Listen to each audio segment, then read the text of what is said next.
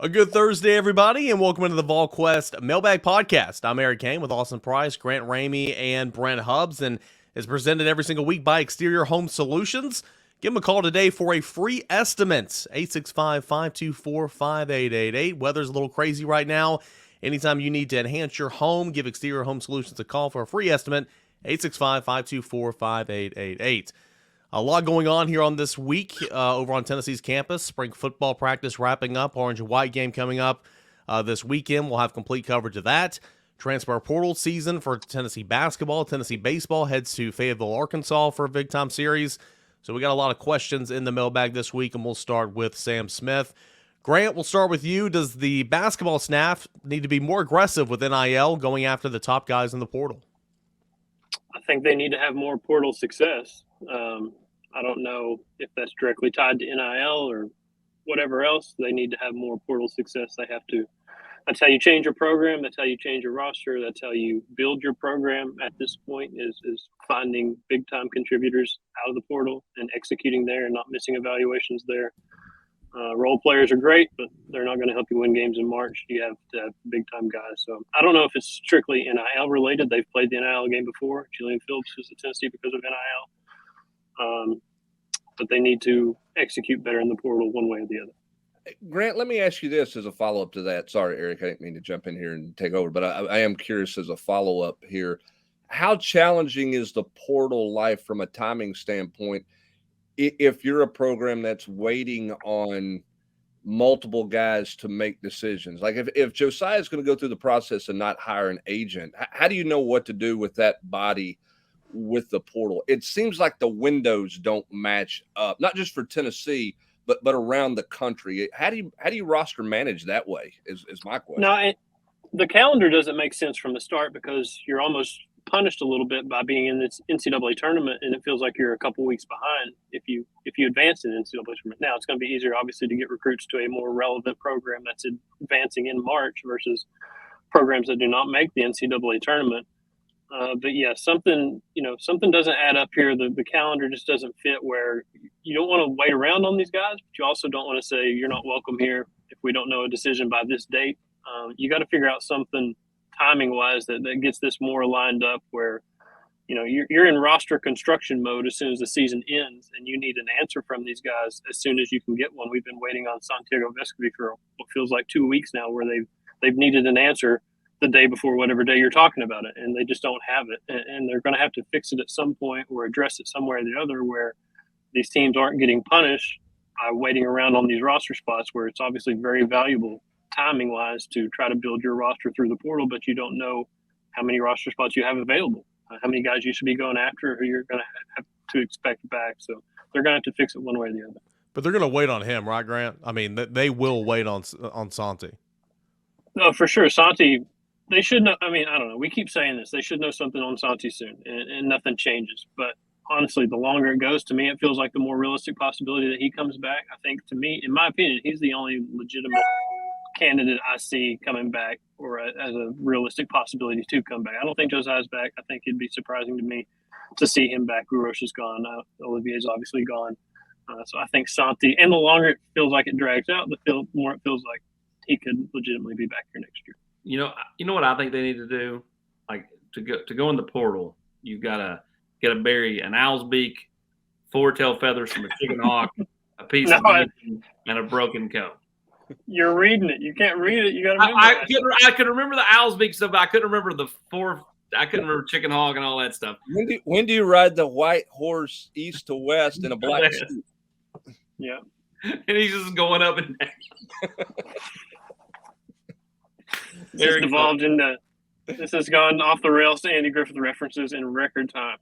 I'm just here being oblivious like always. All right, we got a couple more from Sam Smith. You know who Doug Dickey is. I know who Doug Dickey is. God, you think Puckett was bad on the general quarters? My God, I didn't know who Doug Dickey was. Woo. Excuse me. A couple baseball ones here from Sam Smith.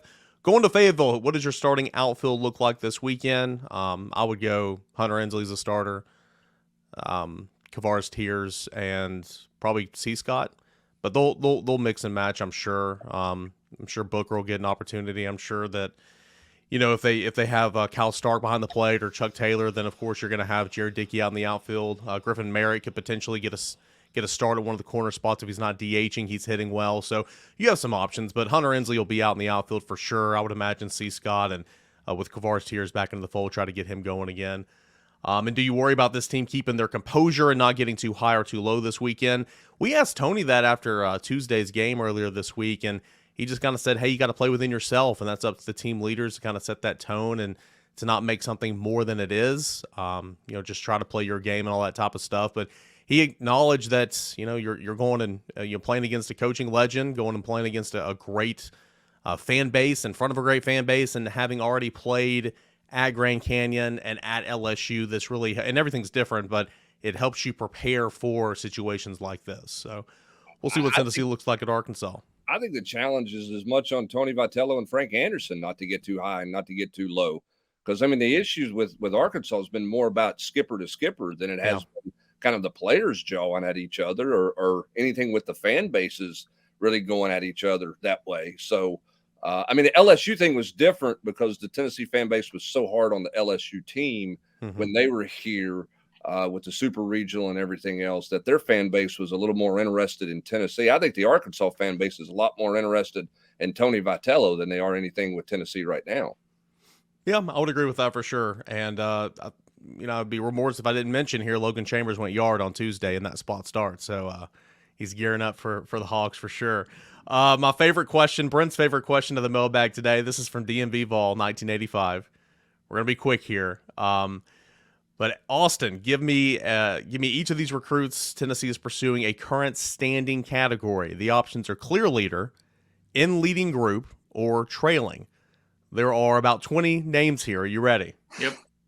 Boo Carter. Clear leader. Jaden Riddell. In leading group. Max LeBlanc. In leading group. Daniel Calhoun. Behind. Edwin Spillman. I still think clear leader.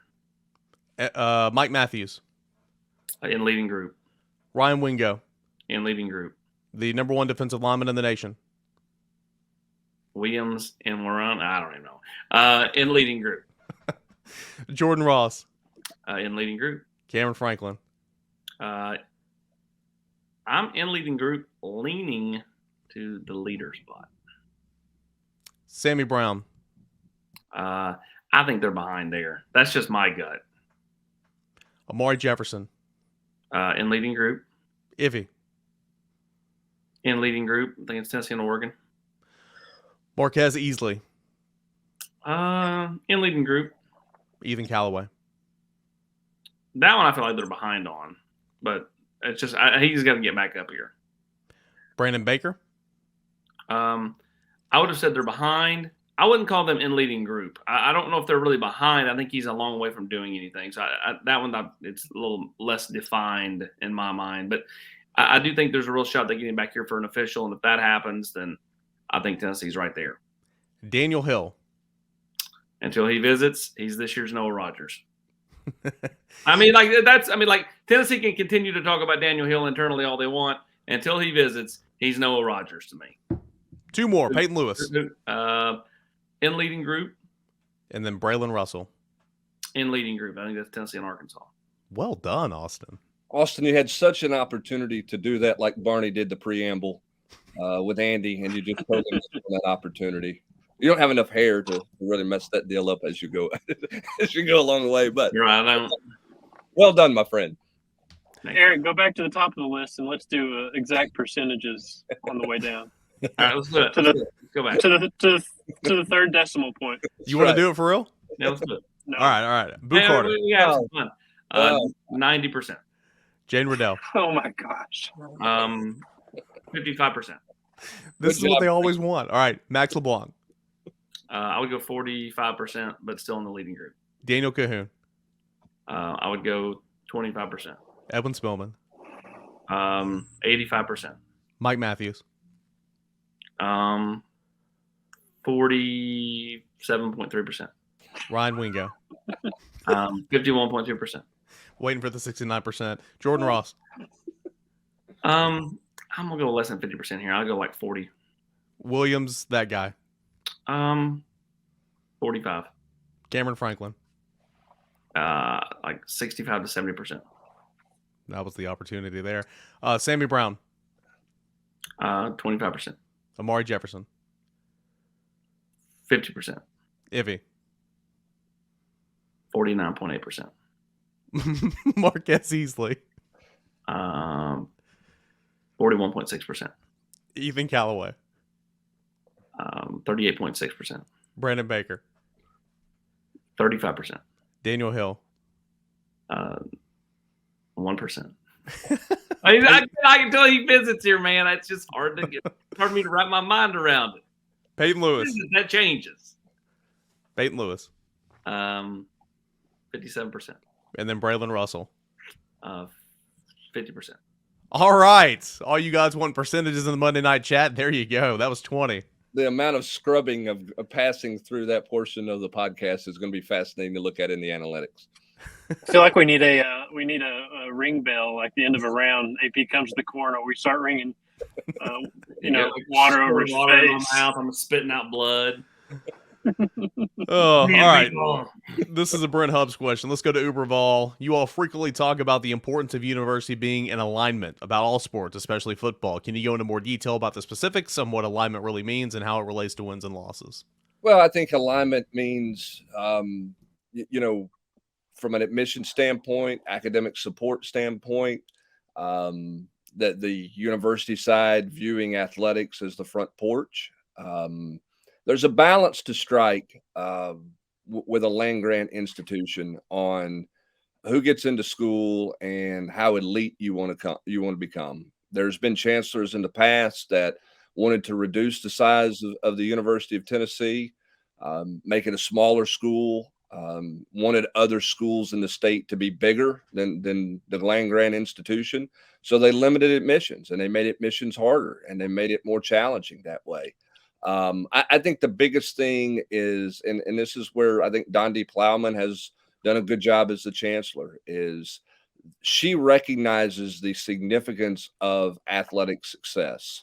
Now, are they compromising an education or the value of an education for athletics? No, I don't believe so. But she also knows the more athletics wins and the more successful athletics is, then the more people that want to come to school at your campus, and the more it helps the campus grow from a donor standpoint and a resources and finances standpoint and all of those things. So I think it's alignment means more recognition of the value of athletics from the university side. And I think there have been stretches from the president and chancellor side of things over the last 20 years where there wasn't much of a value placed on athletics. Obviously, when Joe Johnson was here and Chancellor Snyder working with Doug Dickey, there was a great value in athletics. They viewed it that way.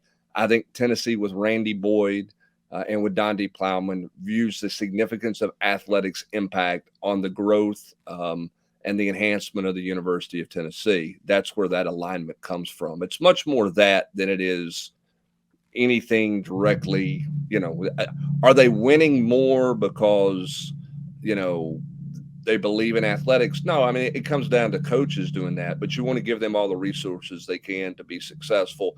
And I think this leadership group recognizes the significance of successful athletics on the university as a whole. Yeah, the resources hubs is exactly right. I mean, it's about not having to beat your head against the wall to get something simple done. There have been coaches in the past that, couldn't find a player, needed to go to the dorm to check on a player, and the coach couldn't get up to the dorm because, person in the dorm didn't know who they were, the head coach.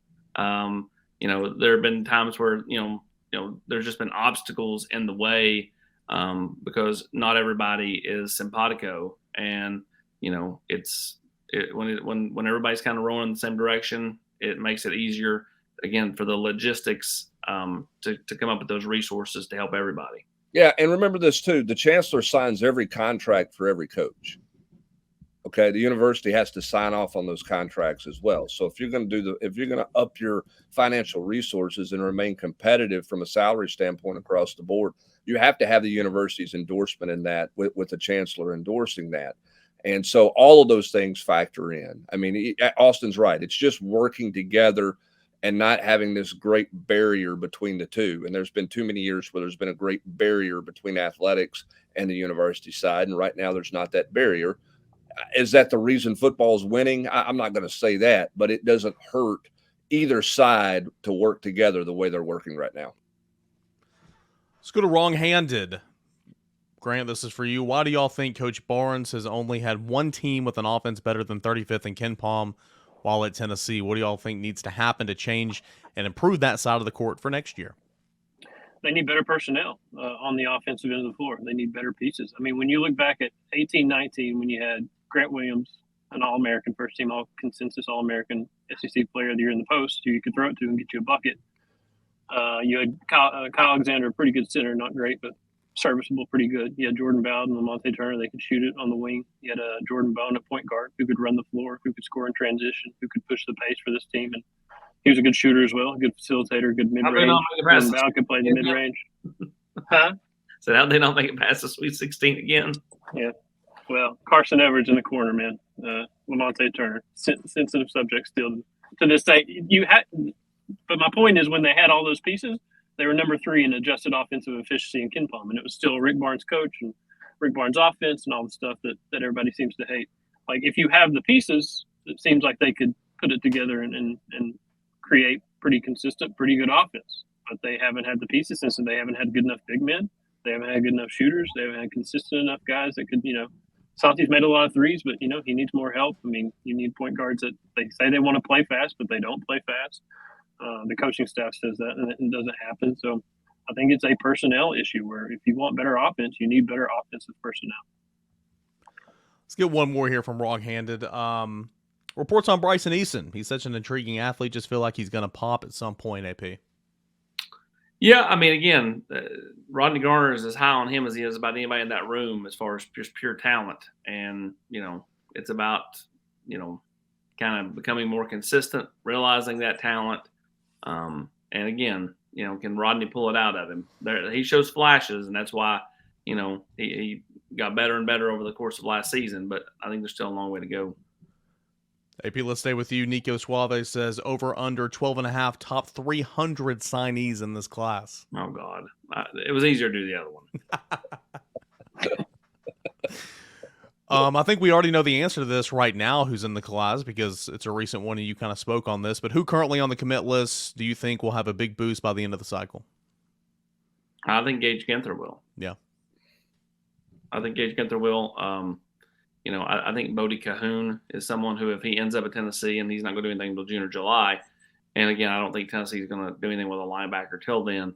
I think he's got the potential to be someone who goes from a 3 to a 4-star. There's a few. There's definitely a few. All right, we'll go to Reltley for life. Got a couple here. What is the celebration that the baseball team does after they have hits where they cup their face and they kneel down? I'm old and don't know if it comes from something or whether it's something they made up last year. At first, I thought it was what the kids were doing for Fortnite celebrations, but no, this is Drew Gilbert made that up last year, and the team just kind of started doing it, and they've been doing it this year. It's not true. Brent Hubbs started that out on the farm when he would lay the post for the fence, and he would go. Eli would throw up in the sun. Eli would throw up a square bale of hay. It'd be a perfect toss, hey. and Hubbard would be on top of the pile, and he'd go. Hey, I drove 26 steel posts last night setting up beans, and my arms were so sore. I'm so out of shape. I couldn't raise them up here to do that gesture. What do you do with your hands? Thanks, Ricky Bobby. Got to alter the celebration. all I know about it is I've got 7 5-year-olds playing T-ball, and we're doing that every time we get to second base. Love yeah, it. you are. Every time. Are you the Angels? Yeah, Danny Glover. Yes. Come on, Danny Glover. My team is not the Angels. This is just my hat of choice that I picked in honor of Brent, who's going to wonder every time we turn this on what hat I'm wearing. Dave Winfield. That's your favorite Angel of all time. My favorite Angel of all time is the kid that flaps his arm in the stand and says it can happen. If I put the over-under of post-spring departures for football at 3.5, are you taking the over or the under? I'm taking the under right now, AP. Yeah, it certainly feels that way. I think 2 to 3. Okay. Let's go to Athlon. What underclassmen have expectations blown out of the water because of a good showing on Saturday? So essentially an underclassman that could show well Saturday, that could find a role come the fall. You mean from a fan's getting giddy standpoint, like because of what they see, or from the people that cover the program and kind of looking at it from a realistic standpoint? I mean, Both, either or. Well, I mean, whatever running back does something, fans are going to have anointed as the next all conference Heisman Trophy finalist, first ever Heisman Trophy finalist for running back for Tennessee. So I don't know that that's realistic. From my standpoint, and this is going to disappoint some people, I just don't put a ton of stock in Saturday. It's one deal. I don't think anybody's going to go, oh, there's people in the stands and not play well. And do what? The coaches don't put any stock in Saturday either. I don't think that you're going to come away with Saturday based on that one performance, and somebody's going to say, boy, he's the answer, or he's going to be this huge factor. They have an idea who's going to help them, who's above the line and who's below the line, and who's riding that line and needs a great summer to get above it. And it's about how they go from here to August when they get back to fall camp. Because remember, coaches can work 2 hours a week with each one of them, with guys. So there's more summertime development than there was 10 years ago, 5 years ago, because of the football stuff they can do besides just lifting weights and doing cardiovascular work. I don't think that – I mean, he may have a good game Saturday. I don't know. But, I don't think that weighs anything. But I think the guy that's poised to kind of take a step is Chaz Nimrod. Not a lot of receivers playing right now, so it'd be a good opportunity for him.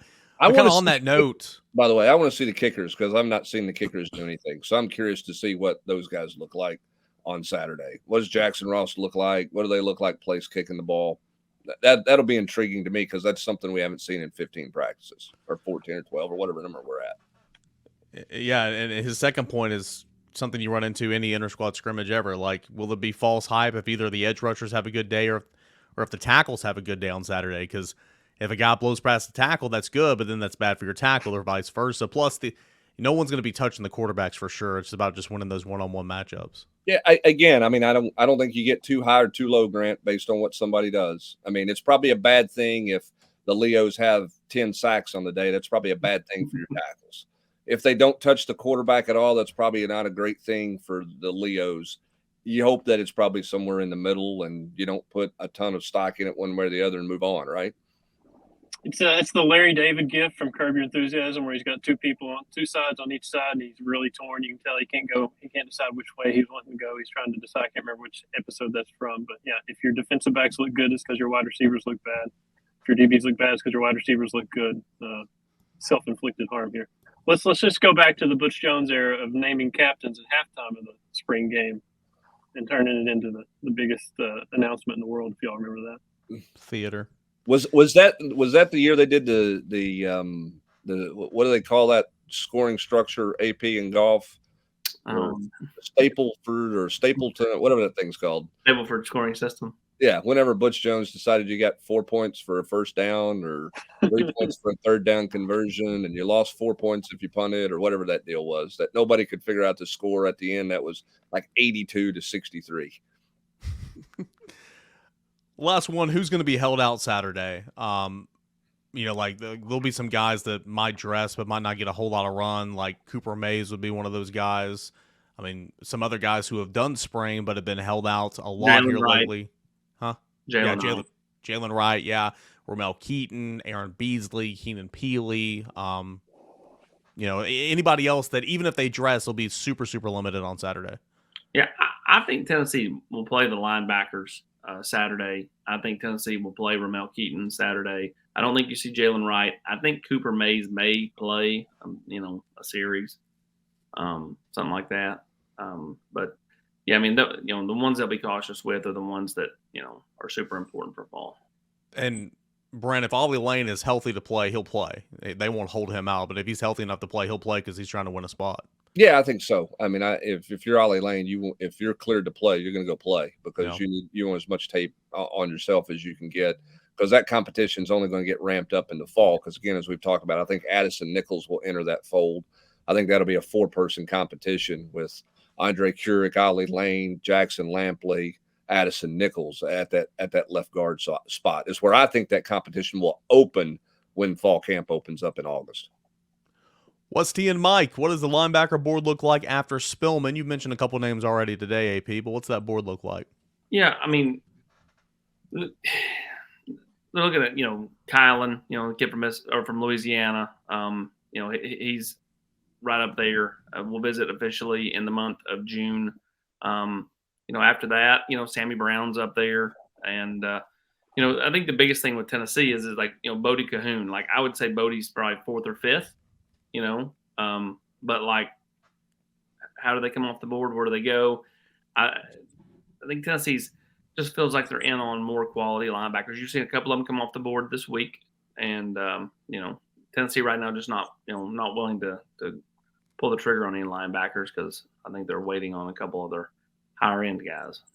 AP, what, 2 or 3 in this class? Singleton's kid from Louisiana. It's 2.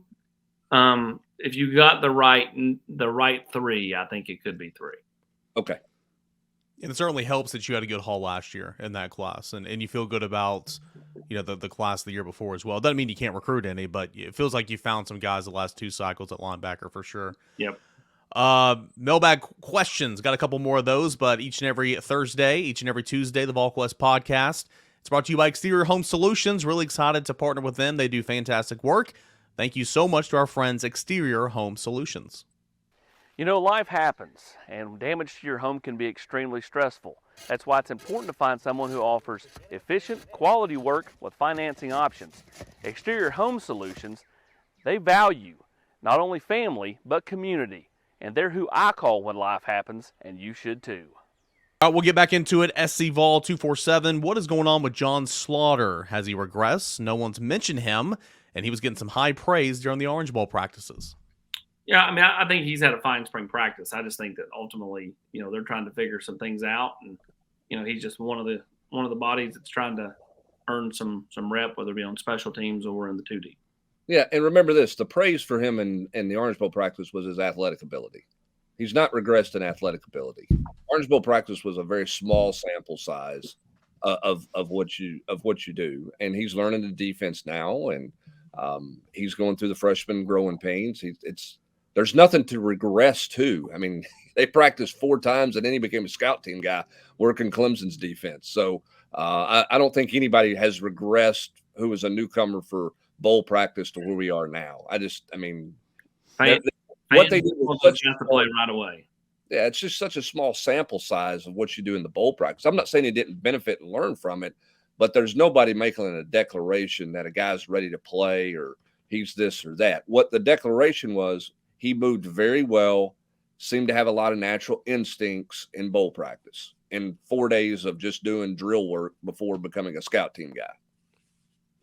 Grant Volstar 88 wants to know any truth to Julian Phillips going into the transfer portal.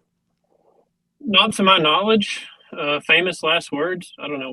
Whenever I've asked about Julian, the feedback I've gotten is he'll turn pro, or Tennessee will try to get him back, and he'll be back at Tennessee for a second year. Never once has the portal been mentioned to me as something that Tennessee coaching staff legitimately thinks or thought he would do. I think he'll train for the pre-draft process. I think he'll go through it, and I think he'll make his decision based on the feedback he gets. There was a ESPN mock draft today that had him 53rd, and if you're mocked there, you're risking entering the draft and not getting picked, let alone the Kennedy Chandler late first round fall into the second. If you're mocked in the back half of the second round, then it's a pretty big gamble, I guess. So I don't know about the portal. Everybody's a possibility, obviously, every offseason.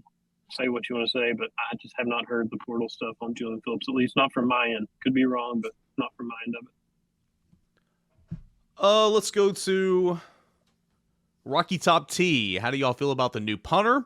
I think we'll be improved in punting. A good punter can change field positions. Thoughts? I know we don't punt a lot as well. Brent, the Jackson Ross kid from down under has been a guy they've been excited about for a long time. I think Tennessee's punting is going to be in good shape this year. Yeah, I mean, there's no competition there. It's his job. Yeah. I mean, and so we'll go out and see how he does. I think he's got a big leg. You won't know for sure until he catches and kicks the first couple of ones and in front of a big crowd with a game on the line. Spring game's not going to give you that. You're not going to be able to simulate that. We've seen, punters go through struggles under the lights. They'd be great practice punters and struggle when it gets into the crowd, and they have to work through that. I don't think that will necessarily be the case for him, but you got to go out and see it. From a leg standpoint, there's not going to be a drop off, I don't think, from his natural kicking ability compared to what they had with Paxton Brooks. It's just a matter of going out and doing that in a game. Protection's got to be better, and you hope that he gets the ball off faster than Paxton Brooks did at times in his career, particularly last year. And I still think Tennessee's going to have three different people, and this will, we'll see this in the fall for sure, and kind of how it plays out. But I think Tennessee still wants, a punt. In an ideal world, they want a punter, a kicker, and a kickoff man. So we'll see kind of how that plays out as well. I know in the past, Tennessee hadn't been able to do that at times, but NJ Vols fans, just two more. I know football has a 4-game rule to allow a red shirt, but feel like basketball is not as forgiving. Grant, can you explain that rule and why it differs? I cannot explain why it differs. It does not make sense to me why it differs. As far as I know, the only redshirt exceptions in basketball is if you're injured, you can get a medical redshirt if you've played less than 10% of the games on schedule. That applied to John Fulkerson back in the day when he had that bad elbow and wrist injury. It does not make sense to me. I don't know why that 10% wouldn't exist for everybody on roster. Why couldn't DJ Jefferson play against Tennessee Tech and whoever, Austin Peay or whatever games you're playing in November where it's clearly just a tune-up and a bye game for your program, and you're just trying to get better. Why those guys can't take part? I don't know why it's play one game and you're burning your red shirt versus football, where how many games do you play in football? 4, right? And you only have 12 regular season games. That it doesn't make sense to me why the sports would differ that much on a very similar situation for both sets of athletes. And last one, it's a good one. A real thinker. Southerner 98 says, who wins a national championship first and why? Tony Vitello or Josh Heupel? Who wants to lead this off? I would say Tony, because I think it's harder to match talent with the Alabamas and Georgias and whoever's in college football versus what you can do in college baseball. And you got to get to Omaha and just hope you can continue to go on a run. I don't know. The roster-wide talent gap, it feels like, is bigger in football elite programs versus programs that are just in the picture. Maybe that's not the case in baseball. I don't know. Yeah, I think both are extremely – I think it's hard to get to Omaha. I think the road there is really challenging because you've got to be consistently good. You're not an upset away from getting there, really. I know Notre Dame upset Tennessee, but they won 2 of 3 in Knoxville. I mean, you got to play well to get there. When you get there, it's a bit of a crapshoot. Who's pitching well, who's hot at the right time. I think football, even though they're going to expand the playoffs, it's still hard to get the playoffs. There's still limited number of opportunities.